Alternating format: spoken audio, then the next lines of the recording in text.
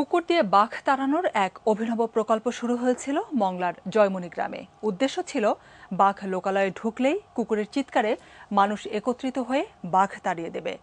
মানুষ আর বাঘ দুই রক্ষা পাবে। শুরুতে ভালো কাজ হলেও পরে তদারকির অভাবে বেশিরভাগ কুকুরই প্রাণ দিয়েছে বাঘের থাবায়। মুখ থুবড়ে পড়েছে প্রকল্প। বাঘ নিয়ে মংলা প্রতিনিধি নিজামুদ্দিনকে সাথে নিয়ে হোসেন সোহেলের ধারাবাহিক প্রতিবেদনের আজ দেখুন পঞ্চম ও শেষ পর্ব। কুকুরটির নাম বুলেট। বিবিসি প্রামাণ্যচিত্রের বদৌলতে বাগেরহাট মংলার জয়মনি এলাকার বুলেট নামের কুকুরটি বিখ্যাত হয়ে গেছে। বাঘ সুন্দরবন থেকে যেন লোকালয়ে ঢুকতে না পারে সে কারণে বিদেশি একজন কুকুর প্রশিক্ষক মারিয়া বাগেরহাট মংলার বিভিন্ন রাস্তা থেকে বাছাই করে 60টি কুকুরকে বাঘ তাড়ানোর কাজে প্রশিক্ষণ দিয়েছিলেন। কুকুরই যদি করলে ভালো হবে এই জন্য তারা শিক্ষা দিয়েছে। জেডএসএল-এর অনুদান পেয়ে প্রকল্পের কুকুরগুলো অল্প দিনেই বাঘ তাড়াতে নিজেদের সক্ষম করে তোলে।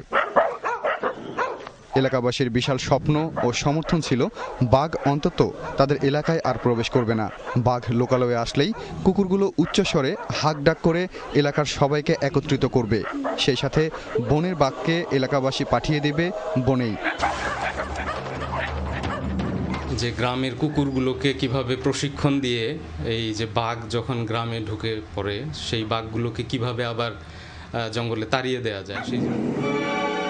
বছর পেরিয়ে গেলে এটি নিউজের ক্যামেরা সেই বিবিসির খ্যাতিমান কুকুরগুলোর অনুসন্ধানে যায়। বুলেট নামের কুকুরটি নিজ সংগ্রামে কোনো রকম বেঁচে থাকলেও বাঁচানো যায়নি বাকি কুকুরগুলোকে। সুন্দরবনের বাঘকে পাহারা দিতে গিয়ে উল্টো বাঘের পেটে চলে গেছে বেশিরভাগ কুকুর। প্রকল্প শেষ হয়ে গেলে অবহেলায় মারা যায় কয়েকটি। কুকুরগুলোর অবস্থা তো মানে কত খাইয়ে না খাইয়ে মরে যাচ্ছে, কত ওই যে খাওয়ান দিয়েছে ওইখান তার আমরা খাওয়াতে পারতেছি না, সারা ওই চলে গেল তো গেল আর আসলো।